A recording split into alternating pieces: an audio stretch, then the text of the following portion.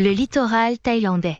L'océan turquoise qui semble illimité, un paradis tropical. C'est un endroit qui pourrait faire croire à un observateur peu méfiant que son apparence extérieure ne cache rien d'important. Mais c'est loin d'être le cas. Si l'on plonge, on s'aperçoit que les jardins sous-marins, autrefois pleins de vie, ressemblent aujourd'hui à un cimetière de squelettes blancs. Ici, la marche inexorable du changement climatique a laissé sa marque. Cela ne fait qu'empirer, en particulier les zones près des communautés. Pas moins de 90% des récifs coralliens de Thaïlande ont été touchés par un épisode de blanchiment massif depuis 2010. L'état des récifs coralliens dans le golfe de Thaïlande est devenu si grave qu'une intervention humaine est devenue nécessaire. Des chercheurs ont travaillé sur un projet de restauration des récifs dans le but non seulement de semer une nouvelle génération de coraux, mais aussi de les rendre plus résistants au réchauffement des océans. Sur Terre, c'est une course contre la montre.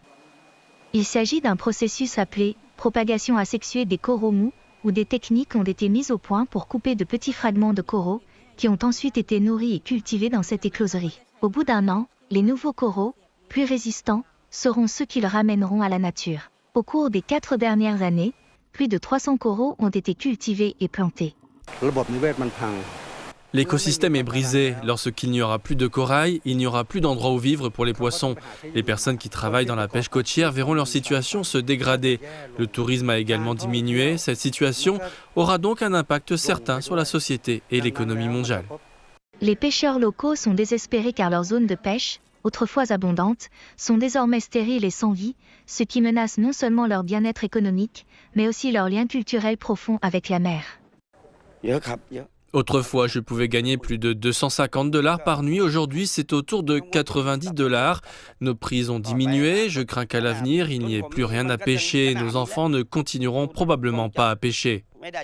Les avertissements sont terrifiants car si nous ne changeons pas radicalement, la quasi-totalité des récifs coralliens de la planète seront morts dans 30 ans. Ce rappel déchirant de la fragilité de la nature est aussi un miroir de la destruction que nous, les êtres humains, avons infligée à la beauté et à la générosité de Mère Nature.